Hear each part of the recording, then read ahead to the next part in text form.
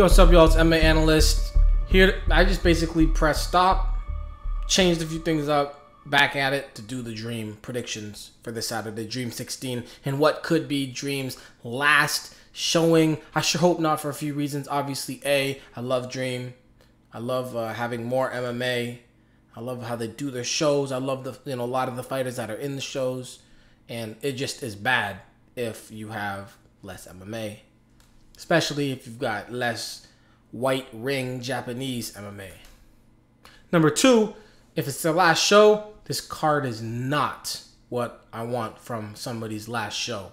Please, if you are going to go out because of your issues with FEG and your money problems, please at least do one more and just go out with a bang. I mean, if you are already losing money, you might as well just put it all out there and just lose a few million more, so we can get a really solid last show. That's all I'm saying. Tatsuya Mizuno is going to be facing Gegard Mousasi in the Dream Light Heavyweight Grand Prix Final. You see what I'm saying here? This is not solid MMA by any stretch of the imagination. You have Tatsuya Mizuno coming off really an awesome win over Melvin Manhoef. He was getting just smashed and pounded, fought through it, came back, and then ended up clipping Manhoef and really almost submitting an unconscious guy. It was really a good fight, actually.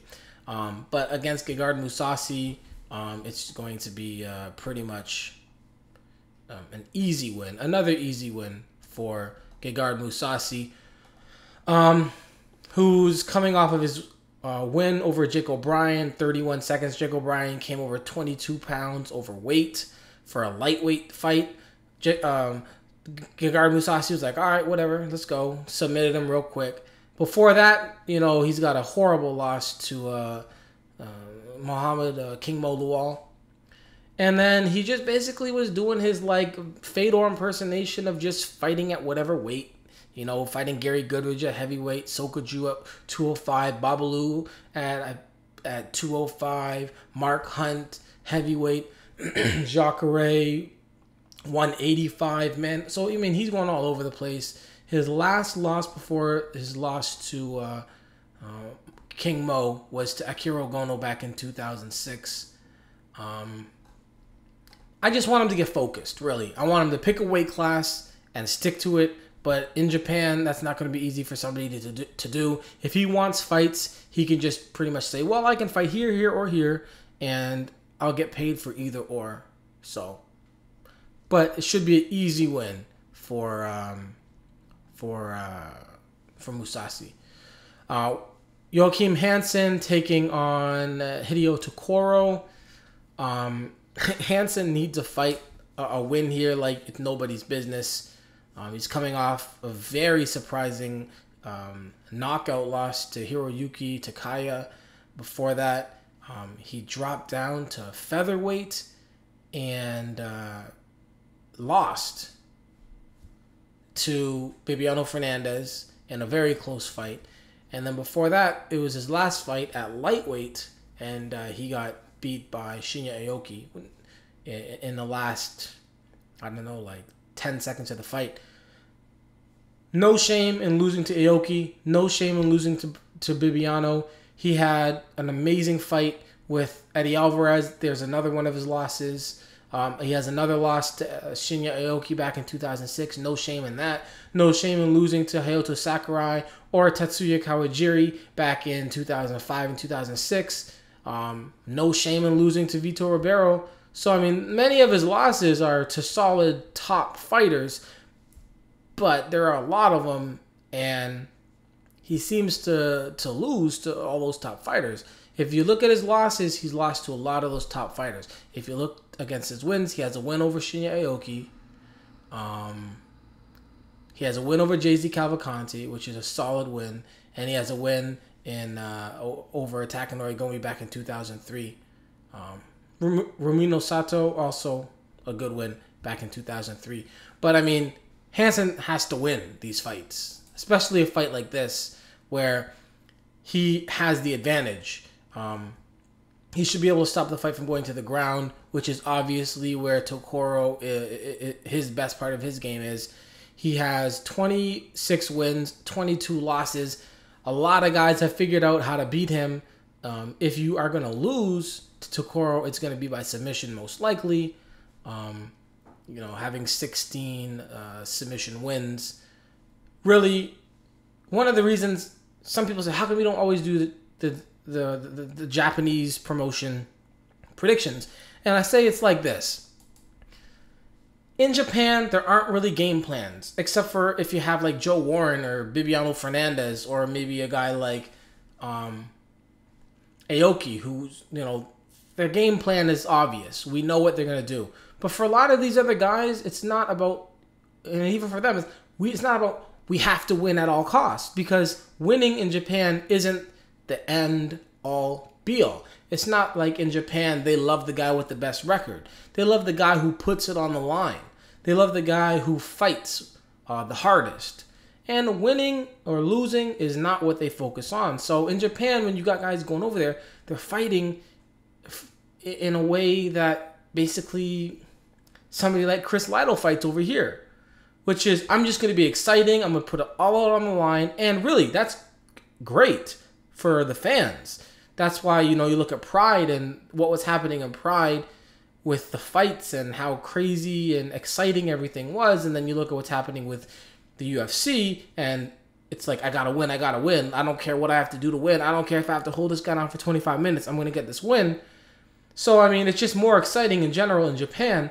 But trying to analyze it or pick wins, if people bet on MMA in Japan, that's the craziest thing in the world. I am very much a humongous fan of Japanese MMA, and I love watching Japanese MMA. But trying to analyze Japanese MMA, you know what I mean? It's like, it's kind of like guessing when a bomb's going to go off, but, you know, there's no timer. It's just like, it's going to go off sometime when. And you're like, well, I think it could go off today, or I think it could go off in a month. It may never go off. You know what I mean? It's analyzing Japanese MMA. I don't even think you should do it. Just watch it and enjoy it, especially since it seems to be hurting and on its way out. But I'm making this video. So, anyways. We've got, what else do we have here I'm going to talk about? Kazuyuki Miyata. Let's see here. Let me get back on focus with my damn notes here. All right, let's just go to Minowa Man versus Satoshi Ishii. Obviously, Minowa Man, please, I hope this is his last fight, even though he's on a 5-fight winning streak. And even if he wins this fight, I think that'll be his longest win streak ever. 6 wins in a row. He's so exciting to watch, and the Japanese public love him. A lot of Americans are big fans of him. Leg locks, facing all the giants, defeating 90% of them. But it's just like, it's just like, there's so much, like, there's only so much you can take before something goes wrong. You know what I mean? The same thing I'm going to say about Sakuraba. Sakuraba is even in a worse situation. You know, in this fight, he'll be taking on Satoshi Ishii, who is basically a judo black belt, Olympic gold in 2008. He came out against Yoshida and he lost that match. He's now 1-1. I mean, I don't even know where I'm supposed to go with this one. Who's going to win? The 1-1, big, strong, athletic, judo Olympian black belt. And not like 10 years ago, like the last Olympics. Or the guy with all the fights and all of the experience with tons of fans who seems to pull things off a lot. I don't know. I'm going to enjoy it. But I'm going to, for the sake of making a pick, I'm going to go with Minowa Man, continuing to do what he does, which is just beat people in a very entertaining fashion. Shinya Aoki versus Marcus Aurelio. Another reason I have problems with these types of picks. This fight might not even happen, because the way things happen in Japan is just, you know, random things and random events line up. Half the time, they don't even have the card finalized until 24 hours before the event. So if you do a prediction a week before the card, you'll only maybe have 5 fights for sure that are going to happen. In this fight here, Marcus Aurelio he's actually contracted to fight for Shine. He got injured 2 weeks ago and is ready to fight in Dream. So Shine Fights may even step up and be like, yeah, we're not allowing you to do this. And they can. They can literally step up at the last moment and say, you know what? You're not able to make this fight. So they'll just grab some late replacement, some American wrestler with very little fighting experience but wants to get paid at the last moment, fly him over to Japan, and go right off the plane, right into the ring. But if this fight does go down, Shinya Aoki all day. The fight gets to the ground, he's going to be able to work his magic. Not to say Aurelio isn't a savvy vet and he doesn't have his strong skill set, but with Aoki's game, he'll be able to win this fight. Let's see, what else? What else do I want to talk about? Michihiro Omigawa, he'll be facing...